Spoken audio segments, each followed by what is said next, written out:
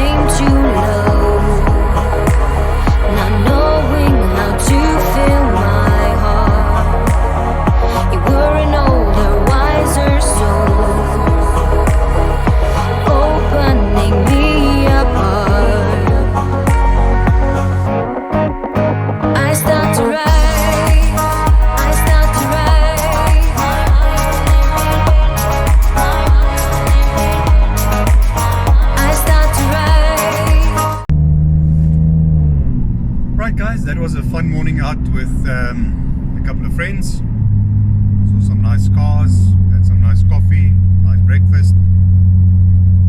Now we're on our way back to the house to hopefully get underneath the car and continue with the catch-up of where we are right now. See you back at the house.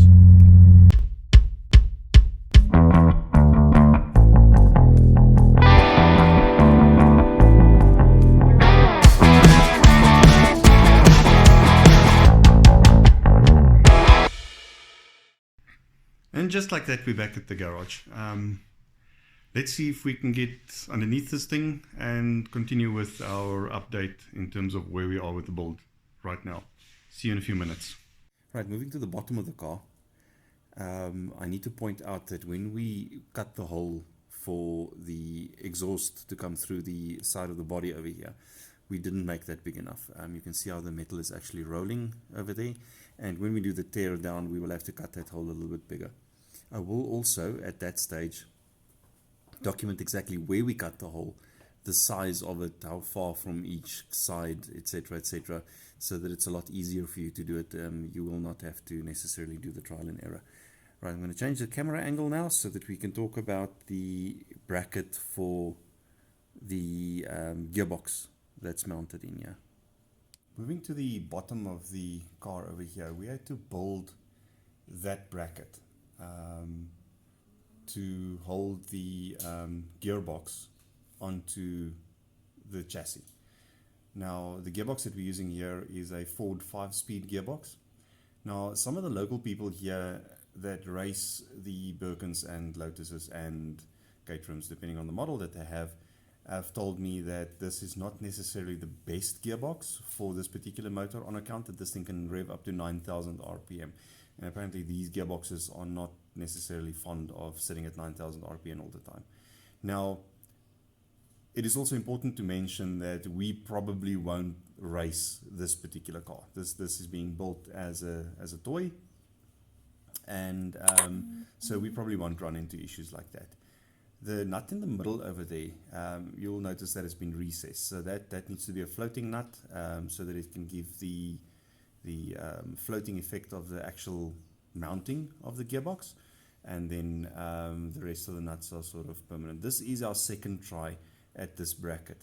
I will try and get a rough design or something and post the link to that with this video if you would like to copy that, the dimensions and so forth.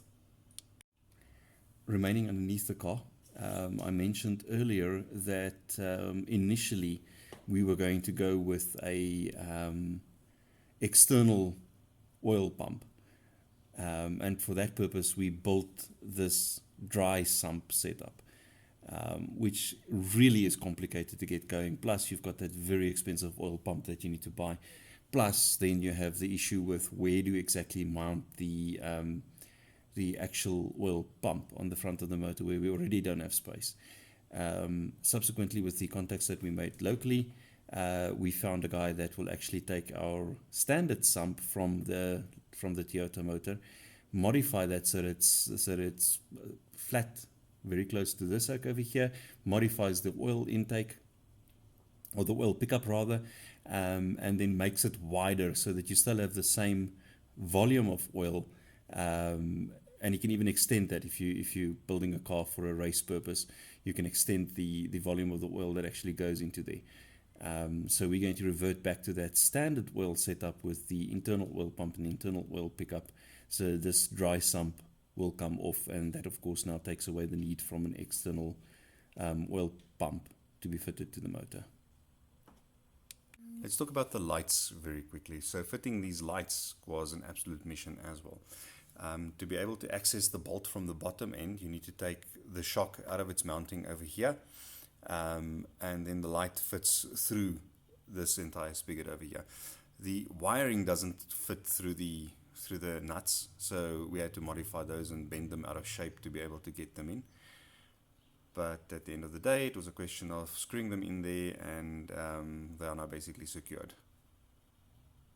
Moving on to the inside of the cabin, this is obviously the back of the actual gearbox, where the drive shaft needs to attach onto. Now it's really important that you get a straight line in between that and the diff that lives over, where's my finger? The diff that lives over here. We have not yet ordered our drive shaft, but we are told that there are many companies locally that actually will produce a drive shaft for you. You just have to measure from the end of the spigot on the right hand side over there up to the flat point on the left hand side over here, and then of course tell them what this actual connection looks like so that they can go and build you the necessary interface layers to be able to connect it. So yeah, we'll probably order that quite soon, including our seats, possibly order the water reverse kit, because that just seems like it's going to be a lot less hassle, and we'll give you some feedback as soon as those things arrive. The back of this boot lid houses a few things. Fuel tank over here with its little setup that has to go through the body for the filler cap, and then of course the diff that lives over there, and all the suspension parts. Now the one thing that we have noticed is that there doesn't appear to be very clear instructions, indications of how we're going to affix this fuel cell to the actual body. Now my logic tells me that this needs to be rubber clamps, rubber straps, something, so that it has at least a little bit of give. I'm not exactly sure. This is one of the things where we're really hoping that you as the community will be able to give us some information. Leave some comments down, please, in the comment section. I promise you I will read every single comment. We will make sure to reply to those comments if necessary, and we will also give credit to whomever provides us with the relevant information that we require. So really big thing for us there. Then there's this yoke over here,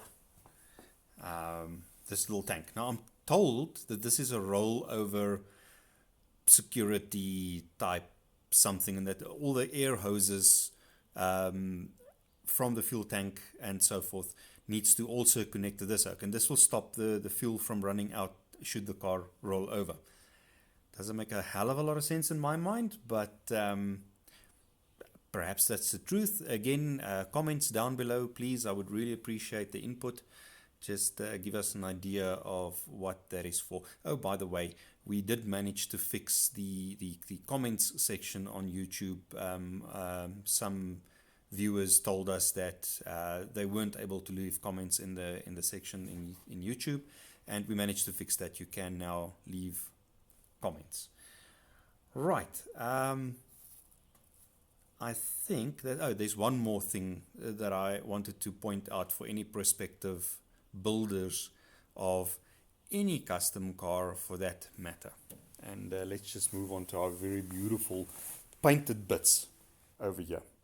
Do not, and I will repeat, do not paint any bits until it becomes absolutely necessary.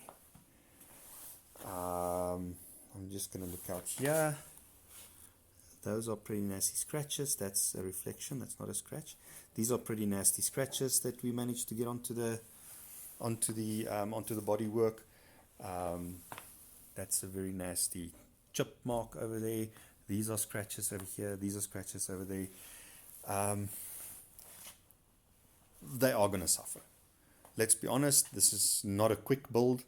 I'm guessing that we've got another 2 to 3 months left on this particular build. Wait for the absolute last minute before you paint stuff like this. All right, the chances that they get damaged, very, very good. I'm not putting that on you, I'm merely pointing out. We will also go ahead and find little socks that we can put over our lights over here. As you can see, they're beautifully shiny chrome. And we certainly don't want them to get damaged during this whole build tear down process. So get those things and get it sorted out. Right. I think that's more or less it for the initial inspection of this build. Yeah, guys, so that is indeed a wrap for the video for today. Yes, I did make a list so that I don't forget about anything or anybody. Big shout out to Mornay over at Compilation of Atmosphere for supplying us the music for our videos. Shot for that. Thank you very much. Also, thank you to the Lotus community. We've already had so many people reaching out to us, telling us that there are manuals that we can actually collect, stuff that's being sent across to us. You're an amazing bunch of people. I must admit, I've never seen so many people that are so willing to actually help out. When we started with this build, we visited Swartkops, and there was actually a race on that day with a bunch of Lotuses, Lotus 7, Lotai. The guys were just absolutely amazing in terms of wanting to share information. If you haven't done so already, please like the video, subscribe to the channel, hit that little bell down there somewhere. Hit that little bell, and so that you get notifications when we make new videos. We're going to try and put out a video every couple of days, just as we progress, making sure that we don't get boring, and that we try and keep the information relevant. And then like us on Instagram. I'm going to try and figure out how to, on this editing program, put a little @We Are Racing thingy at the bottom over here, so that you know where to go on Instagram. We Are Racing obviously on YouTube as well, and We Are Racing on Facebook, I think.